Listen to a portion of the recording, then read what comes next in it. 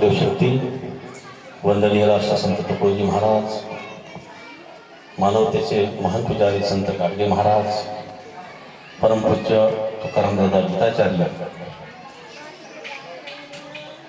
सद्गुरू जगन्नाथ माऊली संत तुकाराम महाराज या भारत मातेच्या सर्व संत पुरुषांना, भारत मातेच्या सर्व महापुरुषांना मी विनम्र अभिवादन करतो। आज या अंधेरी व्याघ्र ताडोबा या जंगलाच्या अतिशय दुर्गम अशा या भागामध्ये वंदनीय राष्ट्रसंत तुकडोजी महाराज यांच्या पावन स्पर्शाने पवित्र झालेली ही जागा, प्रभू श्रीराम यांच्या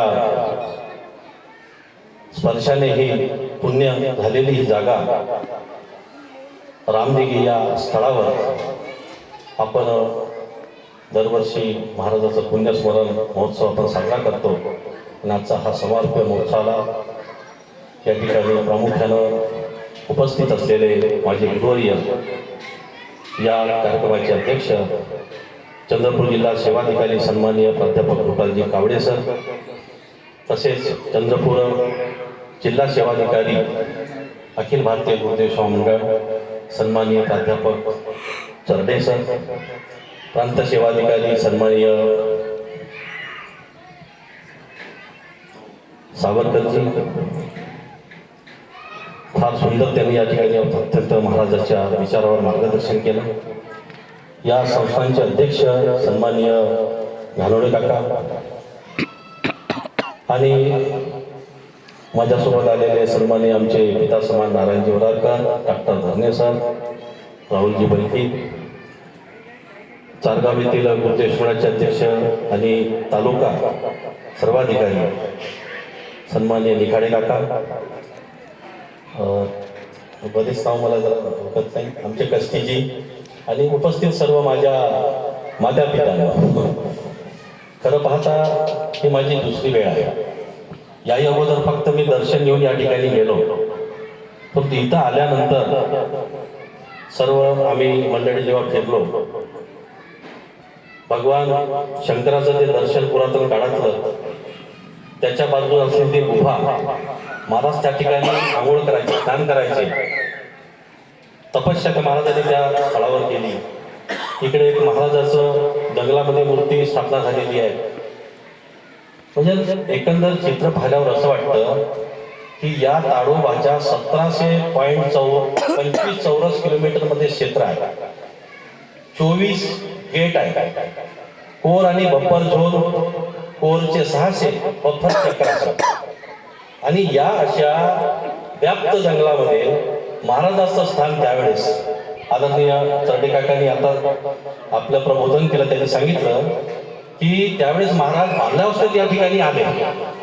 माझ्या माहितीप्रमाणे तेव्हा देवबाबा म्हणून त्यांची ओळख होती, देवबाबा, आणि आपले गुरुदेव सेवा मंडळ हे आरती सेवा मंडळ म्हणून प्रसिद्ध होते। तर कालांतराने मग ते गुरुदेव सेवा मंडळ झालं। तर त्या देवबाबा रामटे तिकडे जंगलातून इकडे करत करत त्या जंगली जनावरांच्या स्वापदाच्या सानिध्यामध्ये जेव्हा ते इथं त्यांनी तपस्या केली आणि देवबाबाचे तुकडोजी महाराज झाले, एक विचार करा, याच परिसरामध्ये 2 अनुचित घटना झाल्या। बलते बाबा वाघाचे शिकार झाले, एक आमच्या सहकारी वाघाचे शिकार झाले। अशा अवस्थेमध्ये ह्या देवबाबाला वाघाने का नाही खाल्लं, का बाबा शिकार नाही झाले, हा चिंतेचा नाही, चिंतनाचा विषय। तुम्ही जरा विचार करा, तो एक महासंत पुरुष नाही, महापुरुष होता, साक्षात भगवंताचा अवतार होता। संत हे माध्यम आहे, आपण या ठिकाणी बसले आहे, आपण मनुष्य आहात, आपण म्हणतो ईश्वर प्राप्ती झाली पाहिजे मला, मग काय ईश्वर प्राप्ती म्हणजे संत हे माध्यम आहे। संतांच्या सानिध्याचा, संतांचे विचार आत्मसात करा, ईश्वर प्राप्ती आपल्याला आपोआप होईल। मी माझा परिचय अल्पसा देऊ इच्छितो, मी डॉक्टर अंकुश आगलावे, मी तसा पॉलिटिशियन आहे, भारतीय जनता पार्टीचा जिल्हाध्यक्ष म्हणून काम करतो। महाराजाचं काम माझं हे माझ्या आजोबापासून आहे। माझे आजोबा महाराजसोबत जेवलेला होते, नंतर माझे बाबा आणि तो वारसा आम्ही घरामध्ये। आता माझ्या 2 मुली मी पण त्यांना आमच्या घरी सकाळ संध्याकाळ प्रार्थना होतात आणि मी आत्तापर्यंत मी विशेष करून मी अभिनंदन करतो. आपला ग्रामगीता देऊन आपला सत्कार होणार आहे. मूर्ती ज्यांनी या ठिकाणी जे दान दिली आहे आदरणीय घाणोळे काका, घाणोळेजी, मी माझ्या आयुष्यामध्ये सुद्धा मी आता सांगणं योग्य नाही, परवा 10 तारखेला या ताडोबाच्या रिझर्व्ह फॉरेस्टमध्ये सुमठाणा गाव आहे ओरा तालुक्यात, बाजूला देवखरा म्हणून बजरंगबलीचं पुरातत्व मंदिर आहे.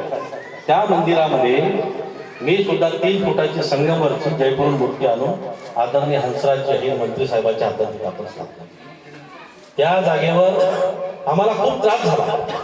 आता इथली वस्तुस्थिती टेक्निकल मला माहिती नाही, मी तिथं साक्षर राहून 2 वर्ष मी सुधीरभाऊ मुंडा याशी लढा दिला.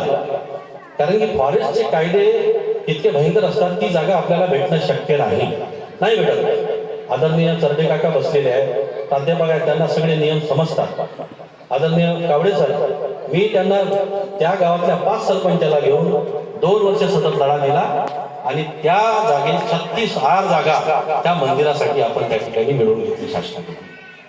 तेच नाही केलं, मग तिथं जायला रोड पाहिजे ना. सुधीर भाऊला म्हटलं रोड पाहिजे, अरे पुन्हा हे पाहिजे. तुम्ही जोपर्यंत पदावर आहे, कारण गुरुदेवासाठी जे तुम्ही काम केलं ते आतापर्यंत 70-75 वर्षात कोणत्याच नेत्याने केलं नाही. राजकारण हा वेगळा विषय, राजकारणात असून आमच्या सुधीर भाऊनं जे काम केलं आणि आदरणीय आमचे अखिल भारतीय गुरुदेव शोभनाचे सर्वाधिकारी आदरणीय लक्ष्मणदादा गमे, आमचे गुरुस्थान, त्यांच्यामुळे हे साध्य झालं याची कल्पना तुम्हाला आहे. तर त्या ठिकाणी मूर्ती स्थापना झाली, ते सगळं मिळून घेतलं मी.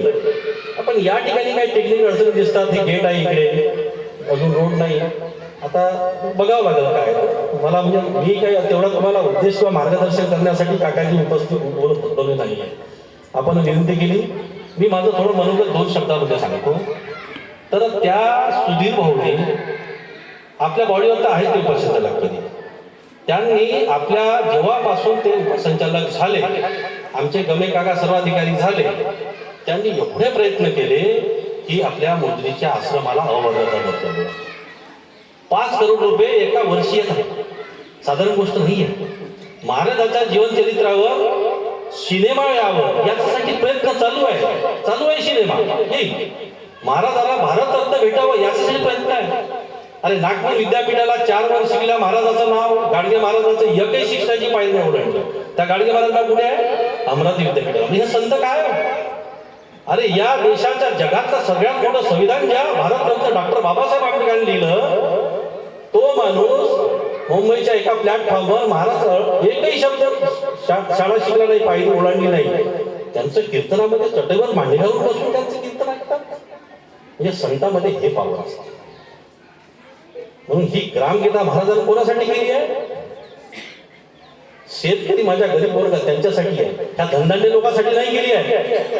आज माझ्या माहितीप्रमाणे जेव्हा संविधान रचित होते बाबासाहेब, त्यावेळेस आपले तुकाराम दादा गीताचार्य त्या संविधान कमिटीमध्ये सदस्य म्हणून होते.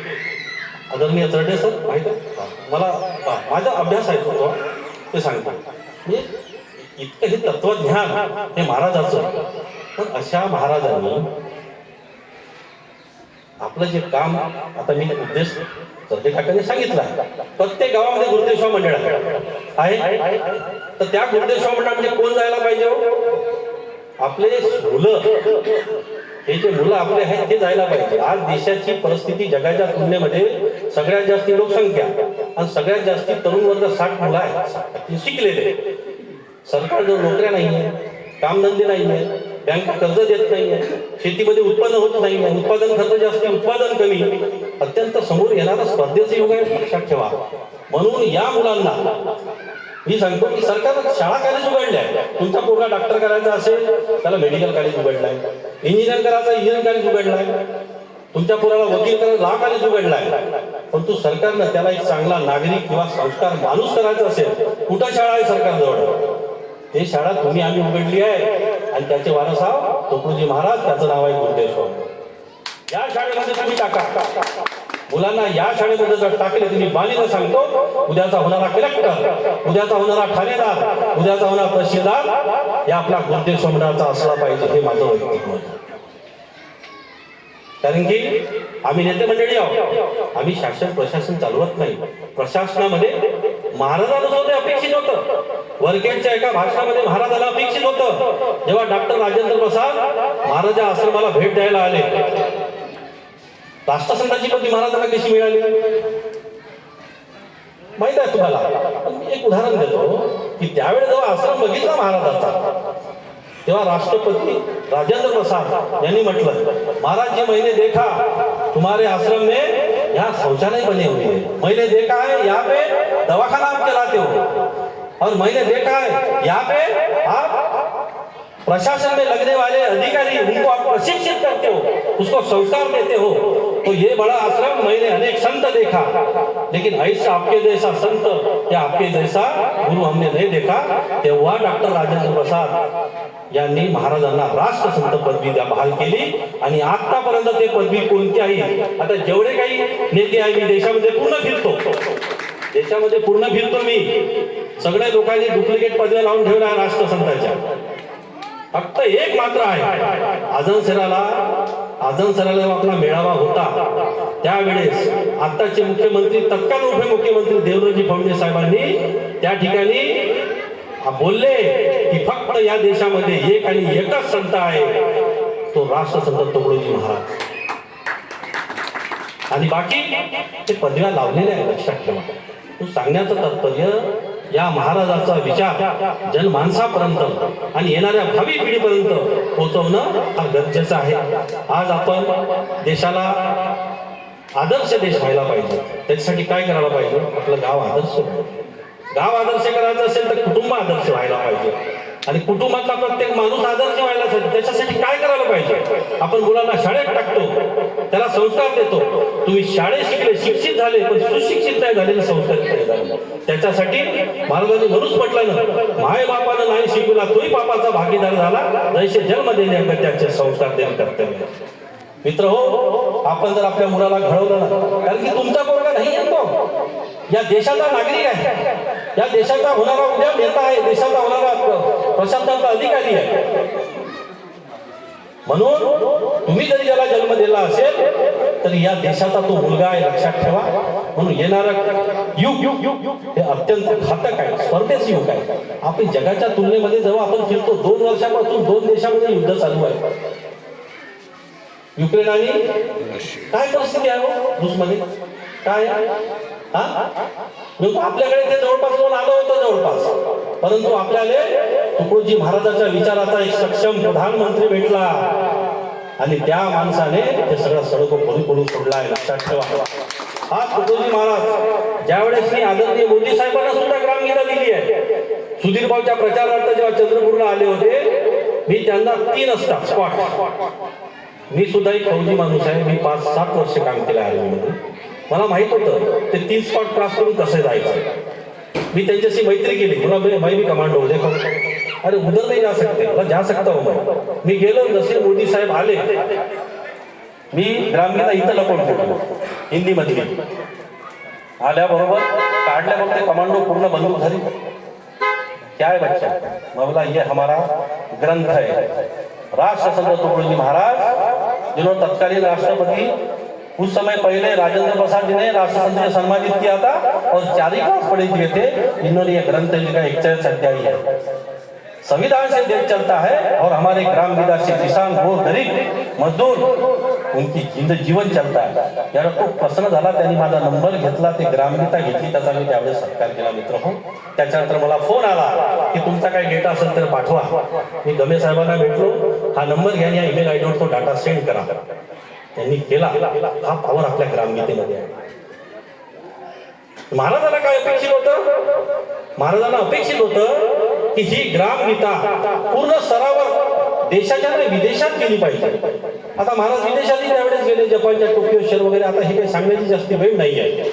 मित्र हो, हे आता बरेच मार्गदर्शन आहे आमच्या काकाचे वगैरे. मी माझं आटोपत घेतो की माझं असं वैयक्तिक मत आहे की आता आदरणीय धानोळे साहेबांनी मूर्ती दिली, त्यांनी सांगितले कशा पद्धतीची आहे.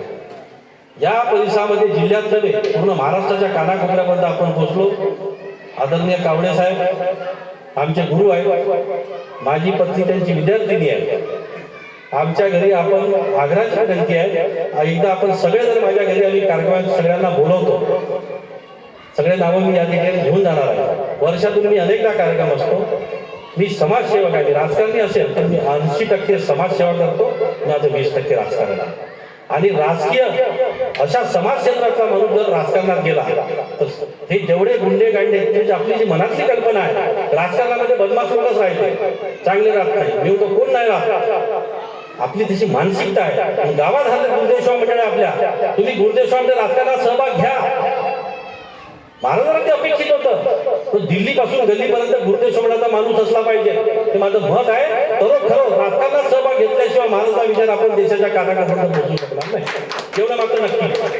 आपल्याला प्रश्नातले अधिकारी आपल्या मंडळाचे करावं लागेल, नेते आपल्या गुरुदेव मंडळाचा माणूस आमदार खासदार करावं लागेल, तरच आपलं भलं. त्यात हे बाकीचे जे थोतांड आहे ना, डुप्लिकेट पदवीवाले, हे आपल्या महाराजांचे विचार खाल्ल्याशिवाय राहणार नाही. हे सत्य परिस्थिती आहे, सांगत आहोत.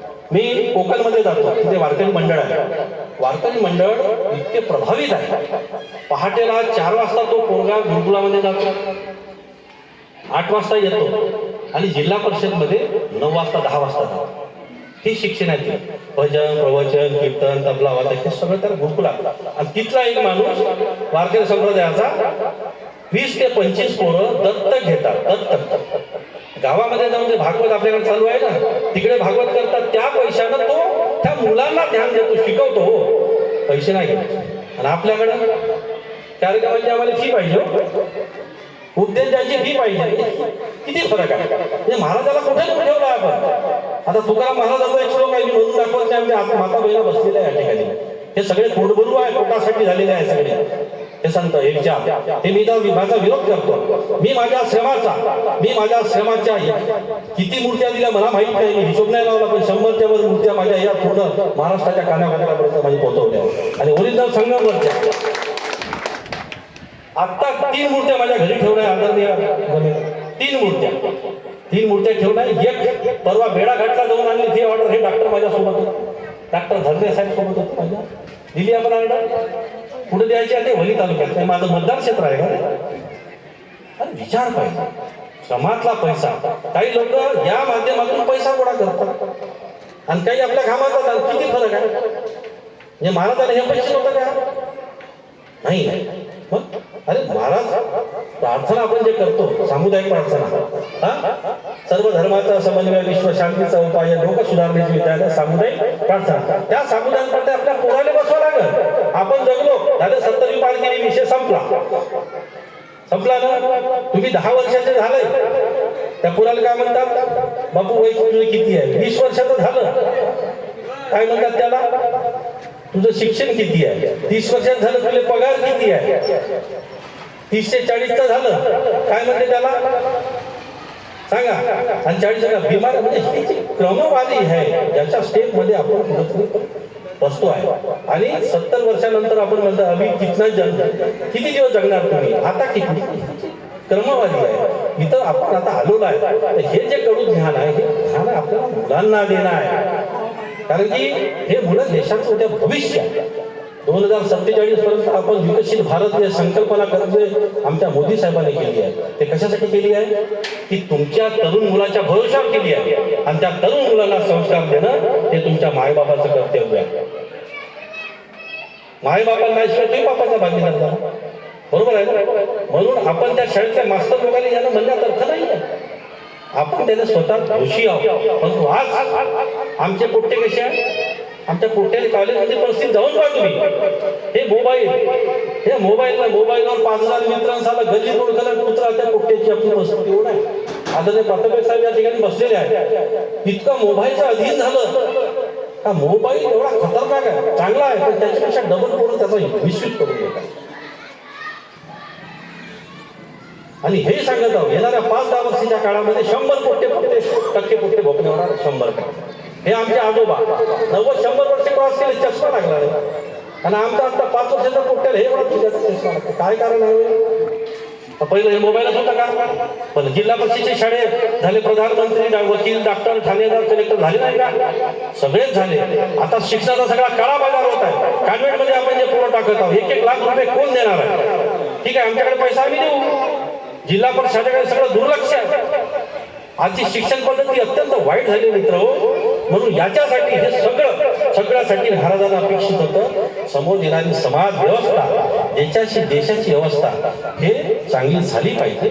आपला तरुण हा देशाचा पाठीचा कणा आहे, चांगला घडला पाहिजे एवढंच अपेक्षित होतं. बोलायचं तर खूप आहे, परंतु आपल्याला एवढंच विनंती आहे की आपण या ठिकाणी मला 2 शब्द बोलण्याची संधी दिली आणि या समाज असं करत मी WCL मध्ये OS म्हणून आहे, ऑफिस सुपरिटेंडेंट क्लार्क आहे, हेही काम करतो आहे. पंढरपूरच्या तुकाराम दादाच्या आश्रमामध्ये थोडंसं एक पद देऊन आहे मला, हेही आपण काम करतो आहे. आणि कामाचं नाही माझे गुरुदेव व्यायामशाळा आहे, कराटे क्लास, असं भरपूर माझं काम आहे.